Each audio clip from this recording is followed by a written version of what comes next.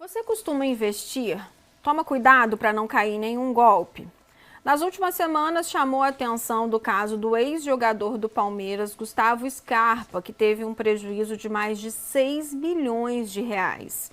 Isso reforçou o alerta para golpes envolvendo investimentos e promessa de rendimentos praticamente impossíveis.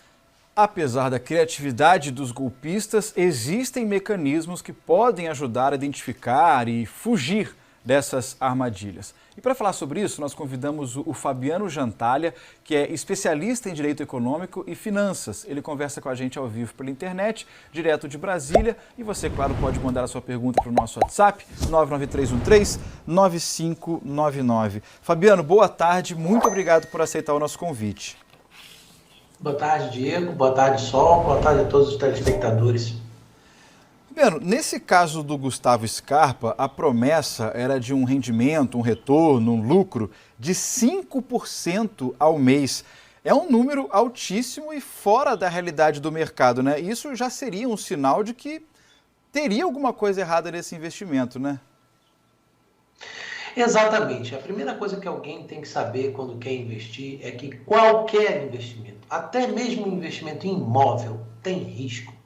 Então, a primeira coisa, a primeira luz amarela que deve acender em alguém é: se alguém te promete rendimento, já está com meia mentira contada. Porque ninguém pode prometer o que vai acontecer no futuro. Se é assim na vida, muito mais com investimento. Então, nesse caso do Scarpa, pelo que a gente tem visto pela imprensa, sim, é um indício muito claro de que alguma coisa está errada. Eu não estou dizendo de que é impossível você ter um rendimento de 5% ao ano, ou 5% ao mês. Mas acontece que para todo investimento que supera um pouco a média do que a gente vê, a gente tem riscos adicionais e a gente precisa ser bem informado sobre esses riscos. E a pirâmide, né, acho que o caso é o caso de golpe mais comum aqui no Brasil que envolve investimento, né? Comenta um pouquinho pra gente sobre esse investimento da pirâmide, né, que promete também altíssimos recursos, né, durante todo o mês. Conta pra gente um pouquinho sobre a pirâmide. Claro.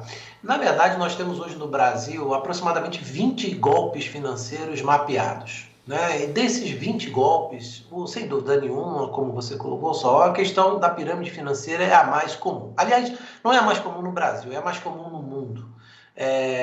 Porque a pirâmide financeira ela tem um atrativo, sobretudo para aqueles que não conhecem muito bem do mercado financeiro. Como é que ela funciona? Basicamente é o seguinte: ao contrário de um investimento normal, em que você coloca um recurso no banco, numa corretora, etc., regularmente fiscalizada pelo Banco Central, pela CVM, a pirâmide financeira normalmente vem com um ar meio mágico. Alguém chega, oferece um rendimento que é normalmente irreal, acima da média do mercado, apresenta um site bonito, com boa aparência, normalmente entra por um parente, um cunhado, um amigo, alguma coisa assim, e essa pessoa acaba não percebendo que, na verdade, está em um esquema que é, como a gente diz no português claro, que você vende o almoço para comprar o jantar. Ou seja, a pirâmide financeira tem por grande característica a sua impossibilidade de sustentação. Ela vive, na verdade, do ingresso de novas pessoas.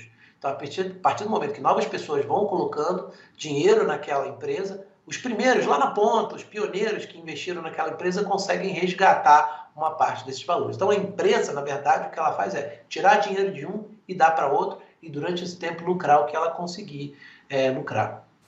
Fabiano, eu estava lendo sobre isso na última semana e eu vi uma expressão que me chamou a atenção nessa questão, principalmente da pirâmide, mas talvez também em outros tipos de golpe, que é a chamada prova social. Porque às vezes, quando você faz um pequeno investimento, você tem o retorno daquele pequeno investimento, que é justamente o que os golpistas fazem para alimentar a continuidade disso, né? Que é uma prova social. Porque você fala para o não, vai lá, eu recebi, eu investi R$100 e recebi R$10 ao mês, 10%, né? Então, a pessoa tem que tomar muito cuidado, mesmo que tenha uma prova social, né, um amigo ou um parente que diz ter recebido um retorno, ainda assim tem que ter um processo de checagem, né? Sim, Diego, é um detalhe importante que você coloca. A CVM, que é a Comissão de Valores Mobiliários, que é a autoridade que supervisiona no Brasil o mercado de investimentos, né, nessa área de mercado de capitais, ela fez uma pesquisa recente e as duas maiores causas, os dois maiores atrativos, né, por que as pessoas caem em golpes financeiros? O primeiro deles é um site de boa aparência. Né? Então, tudo bonito, muito moderno, muito avançado, muitas figuras. E o segundo é o que você falou, a chamada prova social, que normalmente pode se dividir ou em um testemunho de um parente ou de um amigo.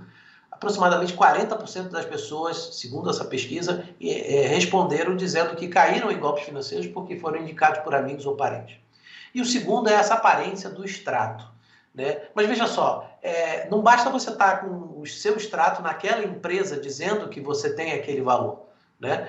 É preciso que você tenha recebido aquele valor. Então, no final das contas, a melhor coisa a ser feita é uma checagem. É a verificação nos sites do Banco Central, da Comissão de Valores Mobiliários, se aquela empresa tem registro, se aquela empresa é regular, se ela está respondendo a algum processo administrativo e, principalmente, se tem alguma denúncia já contra ela. Eu acho que esse é o principal elemento. Por mais básico que isso possa parecer, Diego, Sol, a primeira regra é: quando a esmola é demais, o santo tem que desconfiar. E, Fabiano, uma pessoa que não conhece muito bem o mercado imobiliário, mercado financeiro, né, não está acostumado a investir, é muito arriscado fazer investimento sem a ajuda de um profissional, né? Até porque o investimento, mesmo que não seja golpe, pode ser que ele não renda tanto assim, como a pessoa está esperando nos próximos meses, né? Exatamente. E é por isso, Sol, que a gente tem hoje na legislação de mercado de capitais a exigência, é uma expressão em inglês meio complicada que a gente chama de suitability, que na verdade a gente diz o seguinte: é a adaptação daquele produto à necessidade. A necessidade é o perfil do cliente. A gente pensa só em perda, mas existe muito risco, por exemplo, quando você investe, por exemplo, num fundo de previdência e você quer sacar daqui a um mês. Se você não fizer a escolha correta, você vai pagar 35% de tributo em vez de pagar 15%. Então, essas perdas, elas muitas vezes se dão por conta de fraudes, mas também por conta da inadequação do produto. Então, eu sempre recomendo o seguinte: você quer investir? Você procure uma corretora, você procure um agente ou um consultor de investimento regularmente autorizado a funcionar ou licenciado pela CVM, ou então um banco constituído no Brasil e regularmente autorizado a funcionar pelo Banco Central. Esse é o caminho mais seguro, porque senão você corre o risco de cair em uma série de problemas, dos quais a fraude é apenas um deles. Né? Fabiano Jantalha, especialista em Direito Econômico e Finanças, dando dicas preciosíssimas para a gente sobre como identificar e não ser vítima de golpes financeiros. Fabiano, muito obrigado, uma excelente tarde, até a próxima. Obrigada, Fabiano.